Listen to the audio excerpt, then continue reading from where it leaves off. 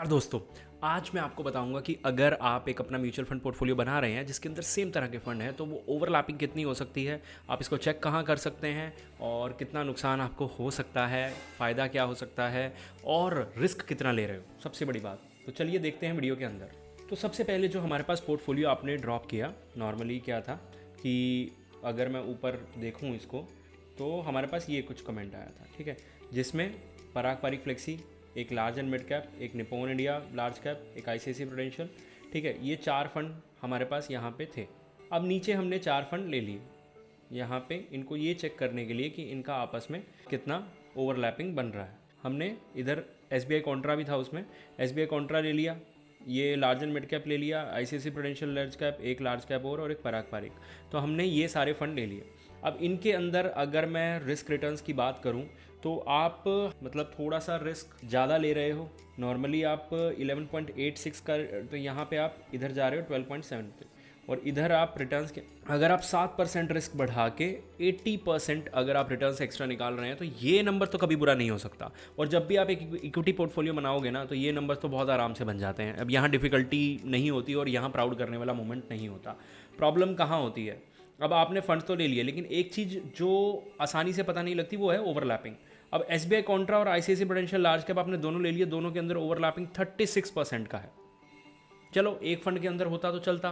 फिर उसके बाद अगर मैं सेम चीज़ बाकी फंड्स के अंदर चेक करूं तो आईसीआईसीआई लार्ज कैप और पराग पारिक फ्लेक्सी कैप के ऊपर भी 31% का है। लेकिन आगे बढ़ने से पहले उन लोगों के लिए मैं बात करना चाहूँगा कि अगर आप ये चीज़ चेक करना चाहते हैं, जैसे अभी मैंने आपको यहाँ पे ये भी बताया कि आप कितना हायर रिटर्न एक्सपेक्ट कर सकते हैं, कितना रिस्क लोअर, और ये देखो ये पोर्टफोलियो देखो, यहाँ पे आप रिटर्न्स एक्सपेक्ट कर सकते हो 64% हायर नॉर्मली इंडेक्स से, लेकिन आप रिस्क ले रहे हो 0.3, तो लोअर रिस्क है और लोअर ड्रॉडाउन है। तो ये चीज़ अगर आप चेक करना चाहते हैं तो रुपजी ऐप आप डाउनलोड कर सकते हैं, नीचे आपको लिंक दिया होगा। और साथ ही साथ अगर आपको लगता है कि आप मुझसे 1-on-1 कनेक्ट करना चाहते हैं तो आप इस पर इन्वेस्टमेंट कर सकते हैं, हमसे पूछ के हमें व्हाट्सएप भी कर सकते हैं। उसके बाद आपको मौका मिलेगा मुझसे, मेरी टीम से कनेक्ट करने का, जहाँ पे हम आपको आपके पोर्टफोलियो के आगे आने वाली जर्नी में आपको गाइड करेंगे, और सिर्फ 1-2 महीने नहीं, जब तक आप इन्वेस्टमेंट करते रहेंगे। ठीक है, तो अभी डाउनलोड आप ऐप कर सकते हैं जिसमें आपको ये बहुत सारे फीचर्स मिल जाएंगे और साथ ही साथ आपको हमारा भी सपोर्ट मिल जाएगा। ठीक है, तो अब आगे चलूँ मैं, तो ये इसके अंदर ना म्यूचुअल फंड लैब का एक ऑप्शन है जिसके अंदर ये सारी चीज़ें आपको पता लगती हैं आपके पोर्टफोलियो की।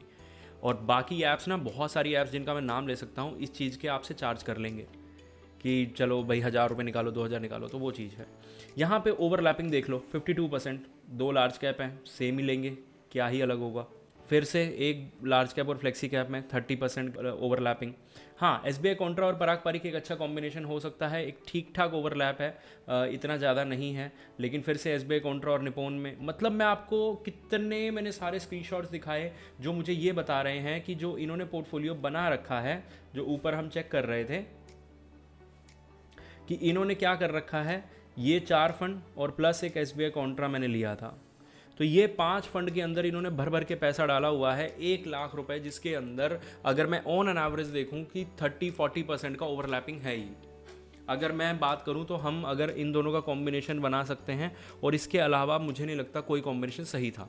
अब आपने सारे के सारे स्टॉक्स ले लिए, किसी का पोर्शन ज़्यादा किसी का कम, तो रिटर्न्स इंडेक्स से भी ख़राब बन जाएंगे, क्योंकि यहाँ ओवरलैपिंग नहीं हुई है, यहाँ ज़बरदस्त ओवरलैपिंग हुई है। और जब ज़बरदस्त ओवरलैपिंग हो जाती है ना तो भाई फिर आप इंडेक्स ले लो, बेटर है। वही है ना, देखो अब अमाउंट आपको एक टारगेट तक पहुंचा देगा। एक एग्जांपल के लिए, अब इनका अमाउंट 2 लाख रुपये पर मंथ है, ठीक है, 2 लाख पर मंथ आपको 1 करोड़ तो बहुत ईजिली 3-4-5 साल के अंदर ही पहुंचा देगा। क्योंकि क्या होगा, 1.25 करोड़ तो आप इन्वेस्ट कर चुके होगे 5 साल में, तो वो तो आपका इन्वेस्टमेंट अमाउंट ही हो गया। लेकिन बात वहाँ आ जाती है रिजल्ट की। 20,000 की एसआईपी में मैंने बोला था कि हमने जो डिफरेंस निकाला था वो 4 लाख रुपए का था। वही अगर मैं 10 गुना कर दूं कंपैरिजन, तो यहाँ पे डिफरेंस 40 लाख रुपए का हो जाएगा। ये अच्छे बिहेवियर का रिजल्ट होता है कि अगर आप अच्छे तरीके से काम कर रहे हैं तो आपका 1.6 CR जो बन रहा है वो 2 CR बन सकता है। अब जिसके पास, जिसको ज़रूरत है 1 CR की, वो कहेगा कि ये बने या ये बने, मुझे फ़र्क नहीं पड़ता। लेकिन अगर किसी को ज़रूरत है इसकी तो वो कहेगा कि मैं इस रास्ते पे जाना चाहूँगा, बेशक मुझे 10% कम मिले लेकिन मेरा टारगेट अचीव हो जाएगा। इस रास्ते पे जाऊँगा और मुझे 1 रुपया भी कम मिला ना, तो मैं अपने टारगेट से ऑलरेडी 10% दूर हूँ, तो और दूर हो जाऊँगा।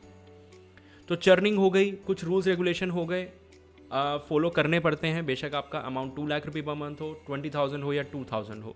कुछ रूल्स हैं जो आपको फॉलो करने पड़ेंगे और ये रूल आपने यहाँ पे कंप्लीटली बार बार बार बार ब्रेक किया है। होपफुली आप समझ गए होंगे। मिलते हैं अगली वीडियो में।